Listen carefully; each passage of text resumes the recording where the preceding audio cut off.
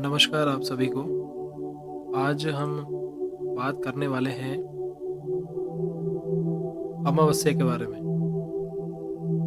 और जो अमावस्या अभी आ रही है, इसको मार्गशीर्ष माह के कृष्ण पक्ष की जो अमावस्या है वो 23 नवंबर 2022 को पड़ रही है। और उसका जो दिन है वह बुधवार है और वह सुबह 6:53 से शुरू होगी।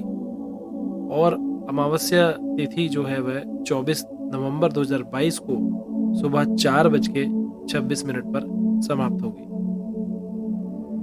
आज मैं इसमें आगे आपको बताऊंगा कि इस अमावस्या तिथि पर जो मार्गशीर्ष अमावस्या 2022 है उसमें कैसे आप क्या उपाय कर सकते हैं, पितरों को तर्पण कैसे कर सकते हैं, पिता का तर्पण कैसे कर सकते हैं, माता का तर्पण कैसे कर सकते हैं। तो ये सुनने के लिए आपको और समझने के लिए और सीखने के लिए कि किस प्रकार से तर्पण करना है, आपको पूरी वीडियो को देखना होगा। पूरी बात जो मैं बोलूँगा उसको समझना होगा।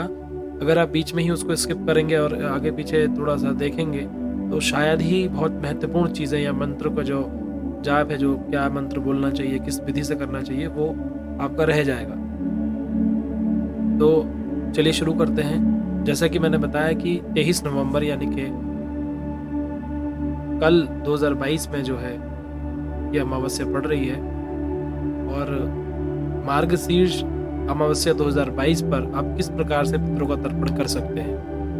हमारे शास्त्रों में, पुराणों में जो अमावस्या है उसका बहुत ही ज्यादा महत्व बताया गया है।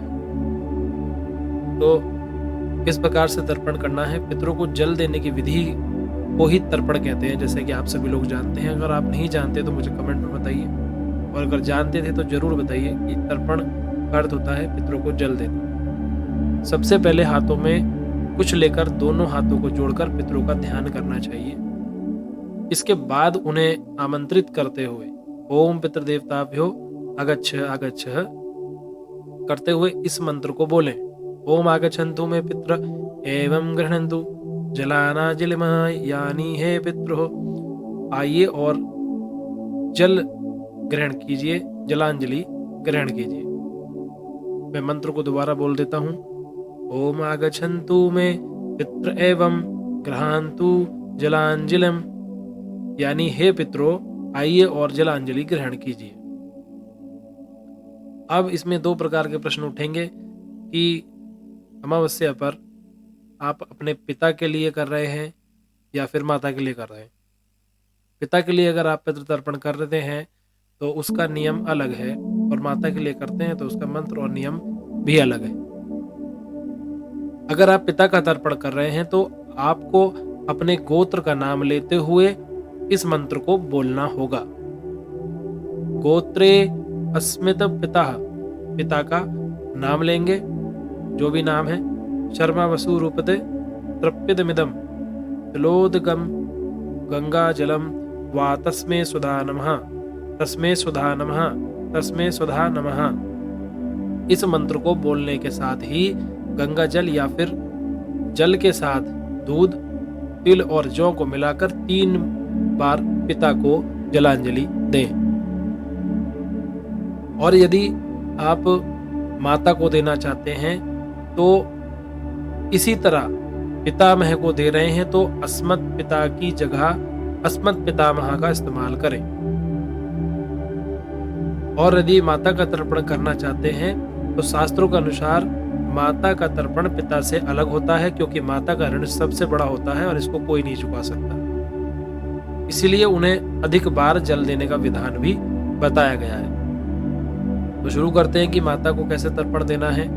माता को जल देने का जो मंत्र है, अपने गोत्र का नाम ले और गोत्र का नाम लेते हुए कहें कि गोत्रे अस्मन माता, माता का नाम लेंगे।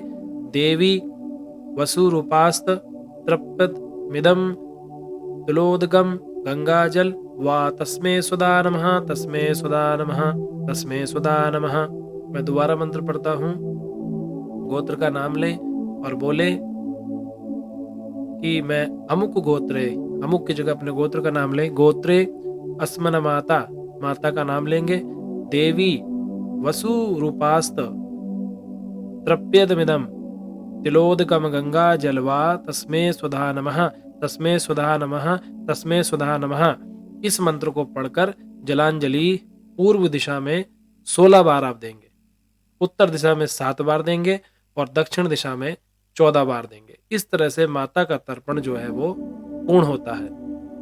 और पिता के तर्पण में ऐसी कोई बार बार देने का कोई प्रावधान नहीं है, आप एक बार भी दे सकते हैं।